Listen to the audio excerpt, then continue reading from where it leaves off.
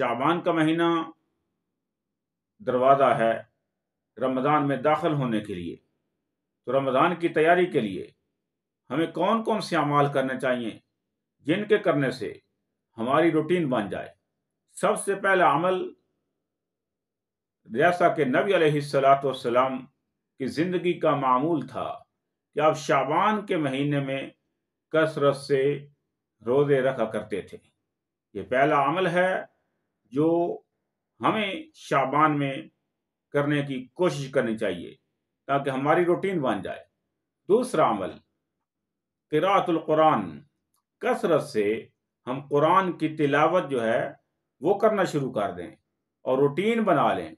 जैसा कि बाद सलफ से ये बात मिलती है, जब शाबान का महीना शुरू होता तो इनकब्बू अलल मसाहिफ, वो मसाहिफ यानी कुरान के साथ वो ज़्यादा मशगूल हो जाते, कुरान ज़्यादा से ज़्यादा पढ़ते और फिर कहा करते थे, जैसा कि हबीब इब्न अबी साबित रहमहुल्लाह, ये हमारे असलाफ में से हैं, ताबी हैं, इमाम हैं, वो कहा करते थे शहर शाबान शहरुल कुरआन, ये महीना जो है कसरत से कुरान पढ़ने का महीना है, तिलावत करने का महीना है।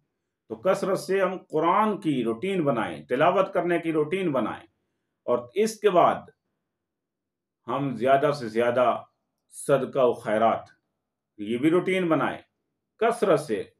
और फिर नवाफल की रूटीन बनाएं, जैसा कि नबी अलैहिस्सलाम ने फरमाया, जो आदमी रात की तारीकी में, रात की आखिरी वक़्त में, आखिरी लम्हात में, रात के आखिरी हिस्से में नमाज पढ़ लेता है, वसल्लु बिल्लैलि वन्नासु नियामुन तदखुलुल जन्नत बिसलाम, जब लोग सोए होते हैं और वो नमाज पढ़ता है तो आदमी ऐसी हालत में नमाज पढ़ने वाला जन्नत में दाखिल हो जाता है सलामती के साथ। तो ये नवाफल तहज्जुद का इहतिमाम करें, कसरत से नवाफल, और फिर इसके साथ साथ कसरत से अल्लाह का जिक्र, उठते बैठते चलते फिरते रूटीन बनाएं जिक्र की, जैसा कि नबी अलैहिस्सलाम की रूटीन थी, यज़कुरुल्लाह अला कुल्लि अहयानिही, हर हाल में अल्लाह का जिक्र करते थे।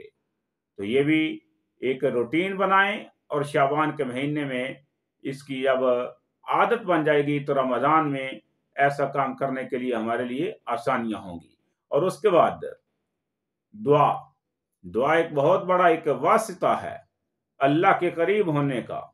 दुआ जैसा कि नबी अलैहिस्सलाम ने फरमाया, दुआ हुवल इबादा, दुआ ही इबादत है।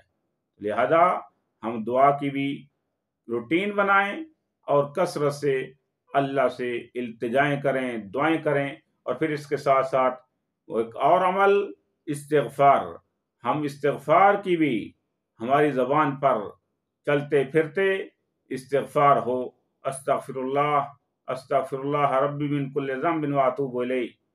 और ये कुछ अमाल आपके सामने रखे हैं।